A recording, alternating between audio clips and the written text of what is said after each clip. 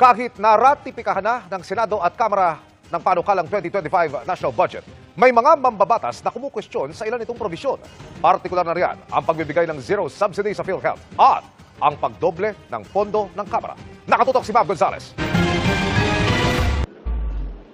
Niratipikahan na kagabi ng Senado at Kamara ang panukalang 6.352 trillion pesos 2025 national budget ang napagkasunduan nilang bersyon ng Kamara. Pero may mga senador na tutol sa desisyong gawing zero ang subsidy ng PhilHealth sa susunod na taon. Dapat po ang pondo ng PhilHealth ay para sa health, kaya nga po PhilHealth.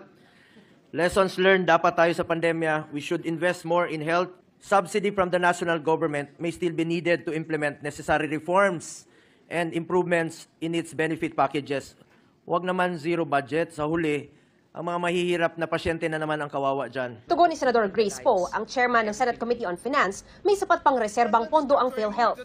We believe that the 600 billion of PhilHealth is for them to be able to utilize. They are not definitely destitutes. They have the funding for it.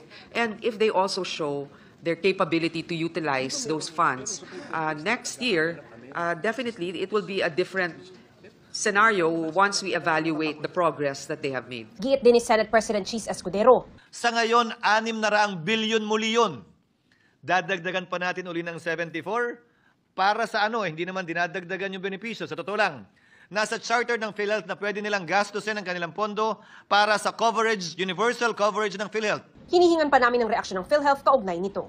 Kung may mga nabawasan, kwestiyon naman ni Senador Coco Pimentel ang pagtaas ng pondo ng Kongreso pagkatapos dumaan sa Bicameral Conference Committee. May dagdag na 1 billion pesos sa budget ng Senado habang 17.3 billion sa Kamara. Mas malaki pa sa orihinal na nakalaang 16.3 billion. Bakit hindi na lang linabas natin sa plenary at tiniskas?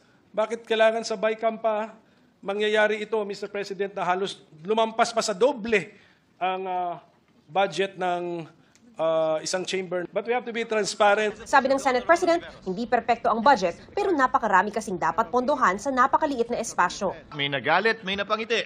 Subalit maging ganun pa man, ang trabaho ng Kongreso ay pumili sa pagitan ng mga bagay na pwedeng pondohan kung alin dito ang unahin. Lahat mahalaga, lahat importante. Para sa GMA Integrated News, Mav Gonzales, nakatutok, 24 oras.